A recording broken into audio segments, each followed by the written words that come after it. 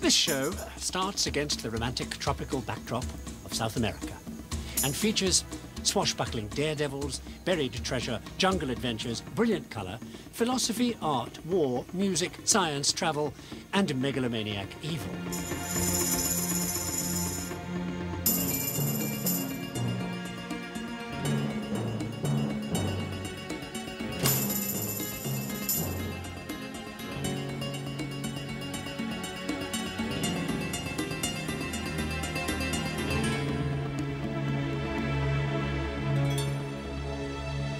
Oh, and I forgot to mention, also religion, major disasters, and international skullduggery. The usual humdrum, run-of-the-mill history story.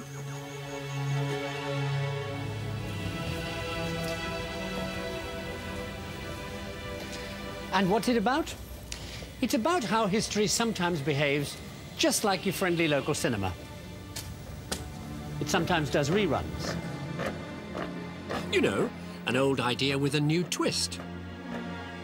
And when that happens, you find yourself with a definite sense of déjà vu.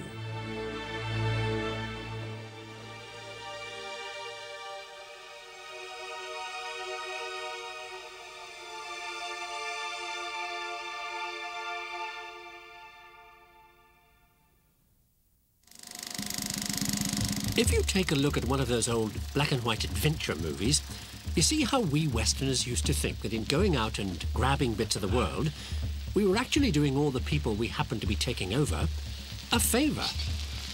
And since we hardly bothered to learn their languages, most of what they got up to just seemed like so much jungle mumbo-jumbo. So when the 16th century Spanish conquistadors got up the South American jungle, without the help of subtitles or language courses, they tended to take much the same view of the locals they came across. As far as they were concerned, well, the only good South American Indian was either dead, converted to Christianity, worked till he dropped, or best of all, sitting on top of a pile of gold and silver to which he invited you to help yourself. Which kind of sums up what happened in Peru when Pizarro moved in on the Incas. Of course, it was all worked out back home before they left. I mean, even if Columbus had gone back home to Europe without a clear idea of what he really stumbled across, it was better to have things properly planned for the conquest of whatever it might turn out to be, no?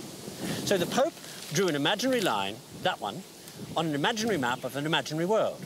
And if you were Spanish, everything west of this line was yours. What a pleasant surprise that turned out to be.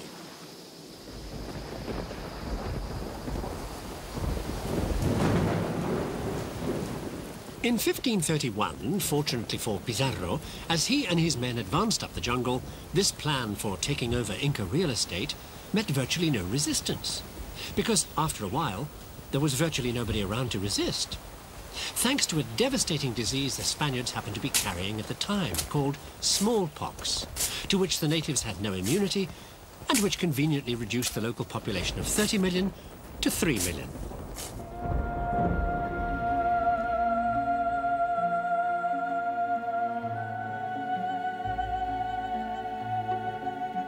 With a little prodding from Rome, Jesuit missionaries destroyed thousands of primitive temples and idols and other such religious paraphernalia and replaced them with this European equivalent. They moved people out of their villages and into security compounds, quote, for their own good, unquote, and then baptized them. As many as 1,500 a day. They opened colleges and churches to train Indians for the priesthood. That way you could baptize more locals. And once baptized, you were legally obliged to do what the Spaniards told you. Neat trick, eh? From about 1550, there was an all-out effort to make the settlers arriving from Spain feel really at home in the New World, with posh accommodation in specially built imitation Spanish towns, like Santo Domingo on the island of Hispaniola. I mean, if you didn't remind yourself that you were out on the edge of the known world, you would have sworn you were in downtown Madrid if you came round a corner and bumped into this, eh? It's the palace of the governor of Hispaniola, who was the son of Christopher Columbus. Come and take a look. This would have been like sleeping in your own bed back in Spain.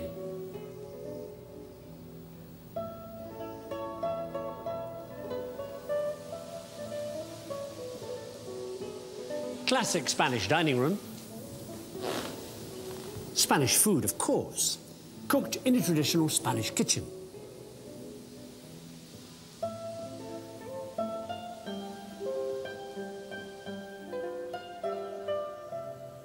I wonder if they put the windows up here to hide the fact that out there was the middle of nowhere.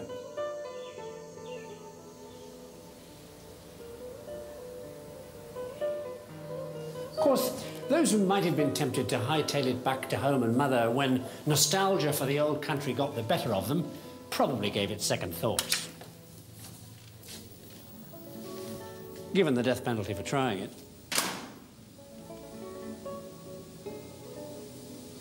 So, by and large, the settlers settled in considerable comfort.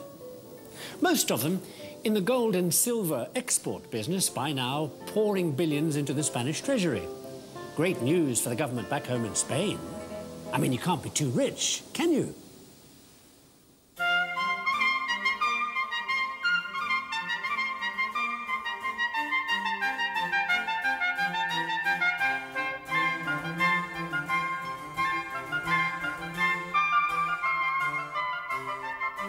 Unfortunately for Spain, what you're looking at now is where most of that Inca money ended up. Not in Spain, but Belgium. Here in Antwerp, with all these beautiful Renaissance palaces that pull the tourists in. Built with South American money. Just thinking about the way a place like this looks, I wonder if it's true that a place has a particular character. I mean, Roman ruins, Paris boulevards, Viennese Baroque, Renaissance palaces. Because for one brief moment in the past, the place suddenly got loads of cash and spent all the money on improving the environment. Knocking down the mishmash that had been there before and doing the whole place up in the same posh style in fashion at the time. On the basis of, if you've got it, flaunt it. This is why Antwerp attracted money in the first place. Because of what you could buy here, which was just about anything from just about anywhere. Now, I expect you're already noticing the one word missing from this little showcase is the word Spanish. See, all those settlers out in South America, with all that Inca money to spend, couldn't get the luxuries they could now afford from Spain because the Spanish domestic economy just wasn't diversified enough to come up with the goods. But the international port of Antwerp, which at the time belonged to Spain, was.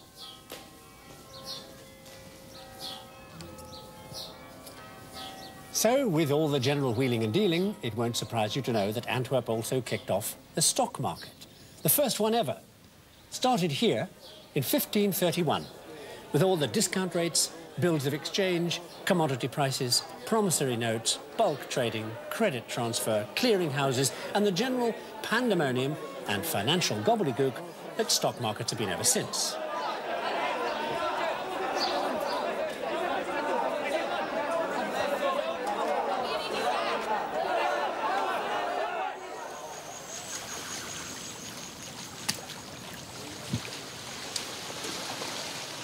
Because what all that Inca silver had done was turn Western life into the money-go-round it is today.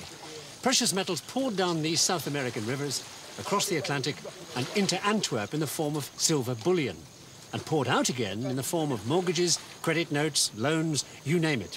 For the first time, you could make big money by doing nothing. All you had to have was money, and there was now more of that around than ever before.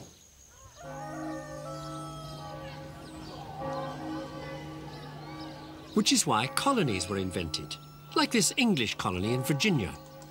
See, at the time, the new way for a European country to be powerful, win wars, and so on, was to have a new thing called a positive balance of trade. All that meant was getting your hands on as much as possible of that Inca silver floating around Europe by selling things to other countries. And the cheaper your manufacturing costs, of course, the more profit you made, and the more positive your balance of trade.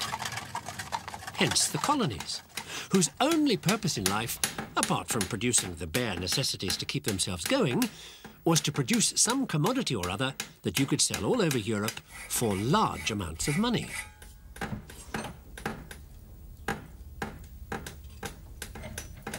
The commodity here in Virginia was tobacco, which by law had to be sent only to England, only on English ships, with only English crews, to only English merchants in only English ports.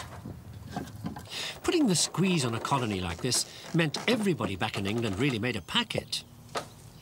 The only people who didn't clean up were the colonists, who didn't get to see any of the profits they had so kindly generated for the mother country.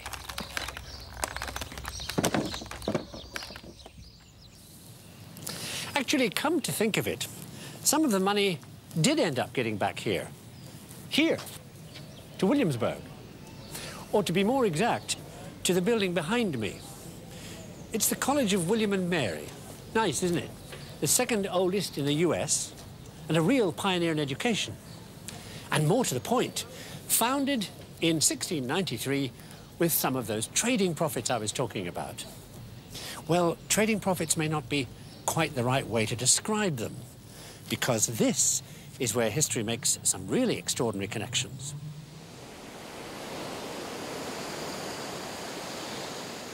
One, two, three, four, five. There was one other way besides trade to get your hands on Inca silver: knocking off Spanish treasure ships in the Caribbean on their way back from South America. And, since anybody else might then take the treasure off you, burying it temporarily for safekeeping.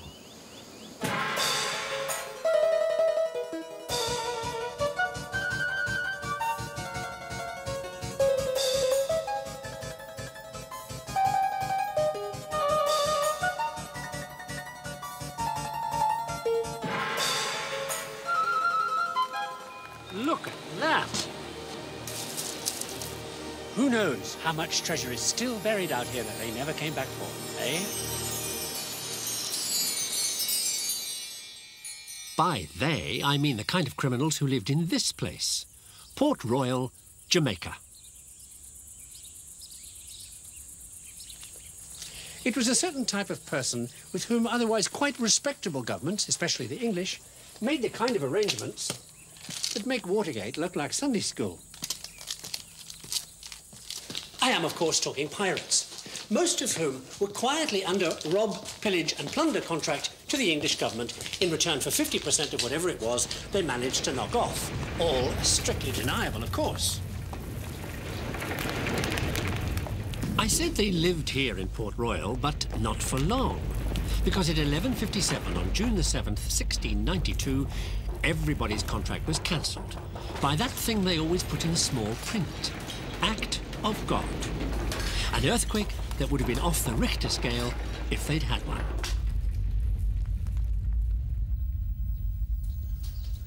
They never got the place straightened up since. Oh, I forgot the payoff. You remember I mentioned strange connections? Well, here's one. Since pirate profits could sometimes go as high as 5,000%, sometimes some of these privateering characters would do a little freelance work, and sometimes they'd get caught. Like a fellow called Wafer, whose punishment was his back pay for 3 years, money which the English government then used to set up the William and Mary College in Virginia. Remember? Meanwhile, more strange connections. One of the other pirates at Port Royal was a fellow called William Dampier, and at one point he went off down to the Yucatan to recruit a bunch of bloodthirsty buccaneers for a grand attack on Panama City. Now, those recruits only did their pirating part-time when they weren't cutting this stuff, logwood. You find it all over South America. You can get a great purple dye from logwood because there are crystals of the dye inside the wood, worth a fortune back then. So some of the Spanish galleons that these logwood cutters turned pirates hit for their gold and silver also carried logwood cargoes. And the other luxury dye from Mexico, cochineal.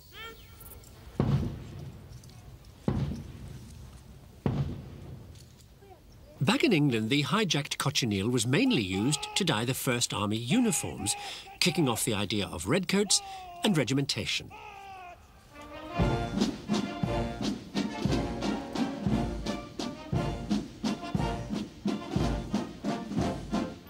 The concept of military discipline was taken several steps further by a distant ancestor of the lady reviewing the British Guards here today. She's Elizabeth II, the ancestor was Frederick the Great of Prussia. who practically invented the modern army, with spit and polish, iron discipline, and permanently clean weapons. Frederick also introduced compulsory military service, brutal punishment, the slow and quick march, and regular pay. In 1742, he cut troop formations to 3 ranks to make them more maneuverable and drilled them round the clock. Not surprisingly, he won every battle he fought.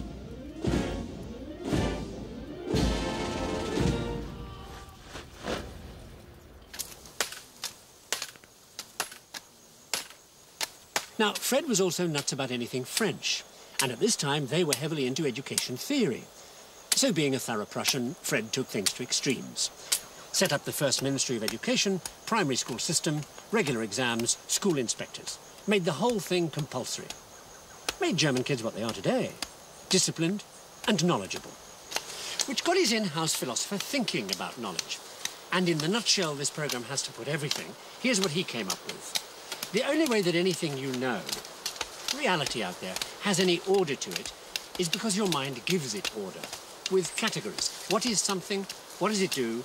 Where is it? When is it? For instance, fire, heats, here, now. Once you've put the world into those categories, you can fill in the details. And he also said knowledge is really only 2 things. History, categorizing everything in time, and geography, categorizing everything in place. Music to the ears of simplifiers like me.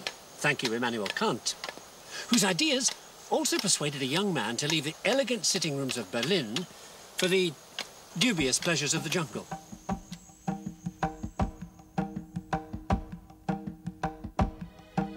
The young man's name was Alexander Humboldt, and in 1799, all excited by what Kant had said about categorizing knowledge, he went off to spend 5 years in South America, inventing geography and environmentalism.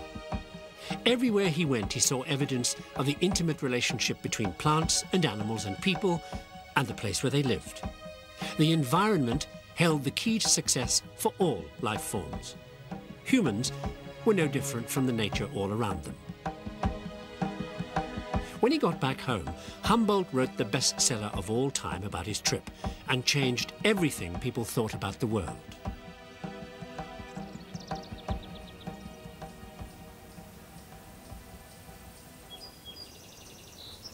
In 1874, one of Humboldt's greatest fans, a German travel writer called Ratzel, went on a tour of the United States. And it hit him like a ton of bricks. Humboldt was right. Environment was everything. A nation was just like an organism in nature. It needed space to thrive and multiply and spread. Look at the US, he said. Big country, big future. What Germany needed was room to breathe. Colonies.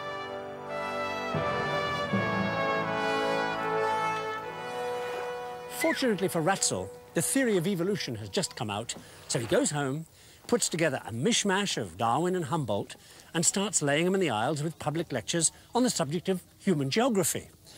Totally hits a spot with his German co-nationals, who've just become a united country for the first time and are thinking of, well, moving out and taking over here and there.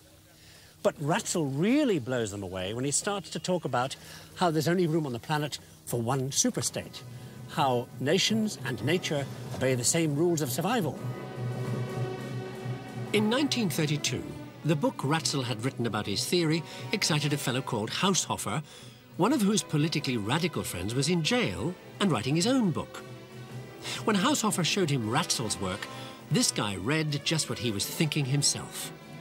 Only through expansion could Germany fulfill her destiny as one of history's winners. Superior organisms like Germany needed room. So when his book came out, it was all there. Racial purity, Aryan conquest, world domination. I presume you've guessed the name of this author. Deutschland, die Heil! Heil!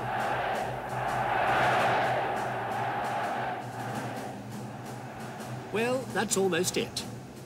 The name of that book that Ratzel was inspired by Humboldt to write when he got back from America, the one about expand and take over, was Lebensraum.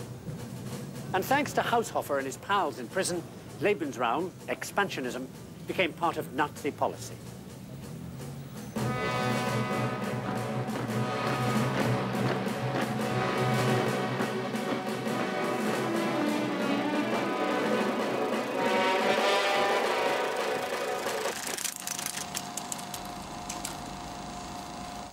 Lebensraum plans came in several stages. After winning the war in 1942, the plan would be, what else? Move out and take over. Make sure of raw material supplies forever by grabbing Central Africa and then South America.